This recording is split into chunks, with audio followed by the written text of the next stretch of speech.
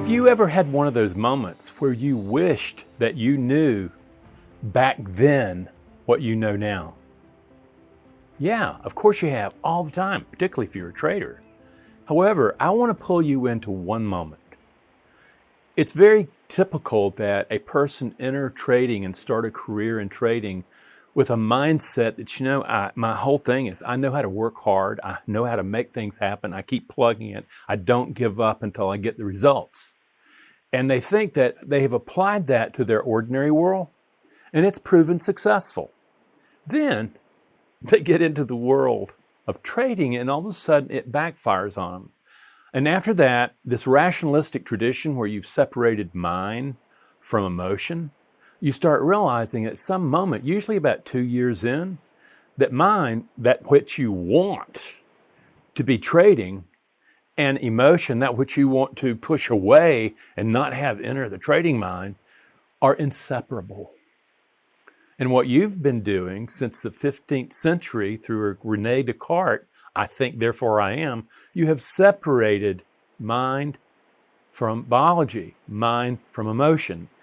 And what happens is that traders come to this moment of where they realize they can't use that rationalism. They think, I'm going to be rational about this. Yes, I know this is a numbers game. And I'm going to do all that stuff knowing that it's a numbers game. And I'm going to be able to kind of tampen down those emotions because I know that I've got an edge.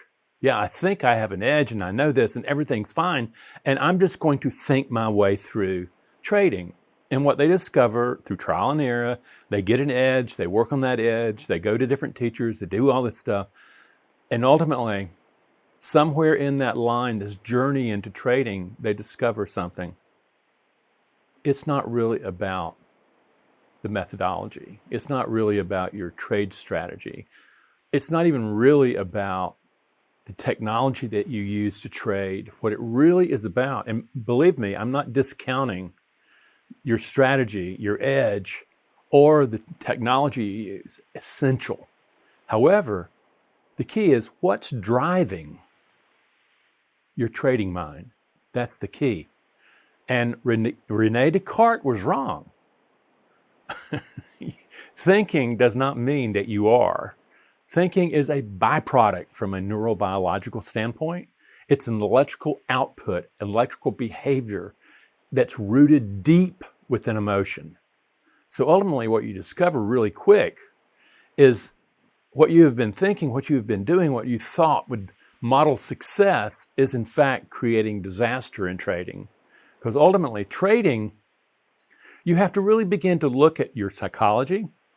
The same psychology that produces success in the ordinary world is not going to produce success in the trading world. I've had plenty of alphas who've made fortunes before they got into trading lose fortunes because they finally came to the realization that the way they had produced success in the ordinary business world simply did not work. It was detrimental to them. And so they had to start rethinking, well, what is the ground that I can start building this psychology of mine that can trade? Well, first of all, understand at the very core of this, the very first thing you really need to know is that you and all other human beings are not rational creatures. No. Descartes was wrong. We are not rational creatures. We are emotional creatures that rationalize. Yeah. What you discover about that thinking mind, the one that's going to do all this work and has the edge and can outthink and really do all that stuff and is going to produce all this money, is making alibis, explanations for what that emotional brain has already decided. Now, I call that emotional brain the caveman brain. He hadn't developed this really significant thinking capacity that we modern humans have. But he's got the emotional brain there, and what happens is decisions are instinctual. He's not thinking through things nearly as much as you and I can do. Yet at the same time, we didn't know that we were acting instinctually. The truth is you have a bias built from your evolutionary psychology days that has you saying that, something, if I work hard, I'll survive. Not only that, you have a bias that says, I can control outcome. Now, to your caveman ancestors, you had to, or you would die. It was a dangerous world back then. Not only that, though, even though it wasn't true that you could control your environment, control the outcome, winning and losing, you had to believe that in order to survive. So you developed a bias that I can control outcome, either by brute force or by seduction or whatever way. Your brain developed the capacity of thinking as a bias. That means you don't know anything about it. It's just creating your world without you even noticing it. It's an instinct. And so you're bringing a bias about your ability to control outcome. And then you go into trading and you know intellectually that you don't control that outcome at all. And yet at the same time, you keep going, I'm going to follow my strategy. I'm going to follow my rules. I'm going to follow my rules. And there you are. At some moment, something happens and you're no longer following your rules. That's the bias, friends. And until you can master that, and it's not going to ever go away, but you can come to the moment of where you can actually manage it for the duration of trading and stuff like that. That's what has to be done. That's the first thing. The bias of thinking that you're in control of outcome. No, it's a bias. It's not the truth. There's no evidence to support it, yet you continually look to say it's true. One of my favorite cartoons of all times is two theaters side by side. They're selling tickets to two different movies. One is a reassuring lie, and people are lined up for blocks to get in there.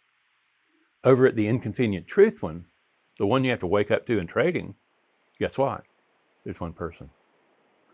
So you can begin to see all these biases are just stacked against you, and you don't even see them. What's typical is I work for a couple of trading firms, and when they do strategy meetings, man, they are populated like crazy. Everybody's looking for the easy fix, particularly that you would not have to look at yourself and change anything there. But then the psychology sessions that we have, maybe half that many people show up. Okay? All of them, the trading group preaches trading psychology, how important it is, but even they preaching it get large chunks of people showing up for strategy sessions, much lower populations than psychology sessions. Yet they fully acknowledge that trading success is really about the psychology that you develop. And it's about 80% of whether or not you're going to win or not. And the big thing is you have to transition from this whole notion of I'm in control of outcome. I can figure out a way where, even though statistically it says that, I'm going to lose some stuff, but I just blow past that. I can control outcome because it's a bias. And what you have to do is you have to recognize that's a very dangerous bias for an aspiring trader to hold on to. You have to start working with it and getting out of it. And the question is, how do you begin to do that? First thing, understand your caveman brain, that emotional brain, that mammalian brain that is part of the triune brain. It was there before there was a thinking brain. The thinking brain literally grew out of it. And ultimately, as it was growing from the emotional brain, is that complicated communication networks were being wired into the thinking brain. However, for some reason, evolution did not wire back communication networks back into the emotional brain. What you got there was like two little 19th century telegraph lines going in to compete with this very sophisticated communications equipment of today's brain. So you've got so much against you.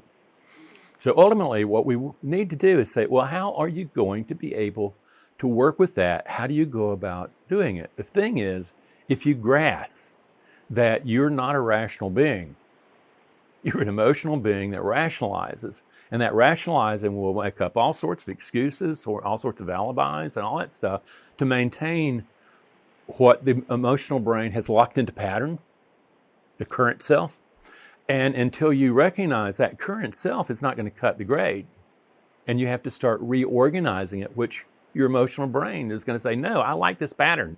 It has short-term survival. I don't want to evolve into what you have to do. a probability-based mind.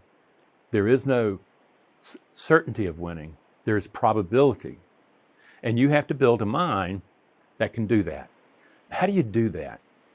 Everybody gets these things where, they've got the emotional regulation stuff. They say, yeah, you need to breathe and blah, blah, blah. Then they say, oh, you need to be mindful. You need to be able to notice what you're noticing. I teach those as remedial parts of my programming. Remedial. Why? Because you have to be able to calm an emotion down or it will wipe you out. Remember, all thinking is emotional state dependent.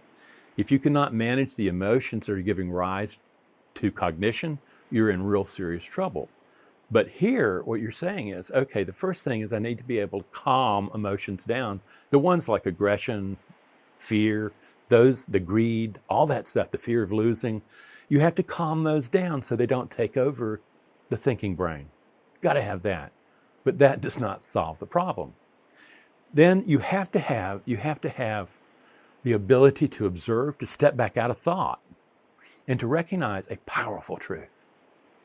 You and your thoughts, you and your beliefs are not the same. You are not having thoughts. They're having you.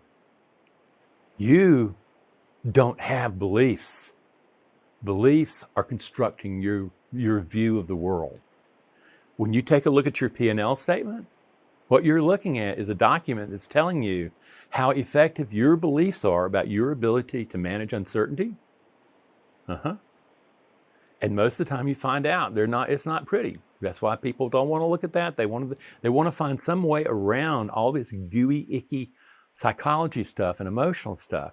But the truth is what you're going to have to do is you're going to have to say, something, the deal here, if Randy's right here, if all thinking is emotional state dependent, your job is to become emotionally intelligent enough to construct a mind out of your emotional nature.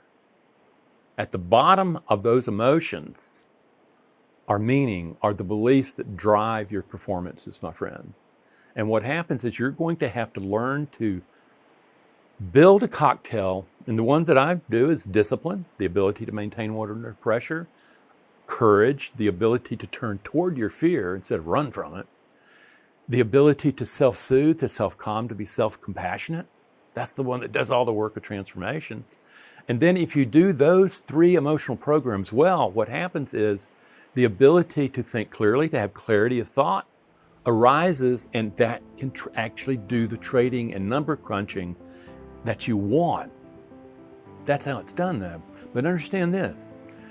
Those 2 tools of emotional intelligence, emotional regulation, and mindfulness are not going to solve the problem. They are tools that you use to create and build forward really empowering elements of your emotional nature that allow you to trade in a disciplined, impartial, and patient mind. That can be taught. I encourage you to go to my website and start exploring and saying, oh, this mind can be taught. Yeah. Are you going to have to do some heavy emotional lifting? Yeah. If you want to make the freedom, personal freedom, and the freedom of financially independence that this can give you, that trading can give you, you're going to have to do some emotional lifting, and you're going to need to get used to it, build the tools. Start looking at those, read the articles, see more videos, get my free book. Then get Mindful Trading. That's my book about really where I lay out my process. And recognize I teach process. I'm teaching you how to become emotionally intelligent so that you can bring forward the emotions that give rise to the mind. All thinking is emotional state dependent. That you engage the uncertainty and risk of trading with. Friends, that's the secret to success in trading that nobody is looking for. Okay? It's right there in front of your eyes. You just don't want to see it, but you're going to have to do some work if you want to be able to build consistent profitability as a habit into your brain as it engages the markets. Sounds pretty good, doesn't it? I welcome you. Thank you very much. Come see me. Bye-bye.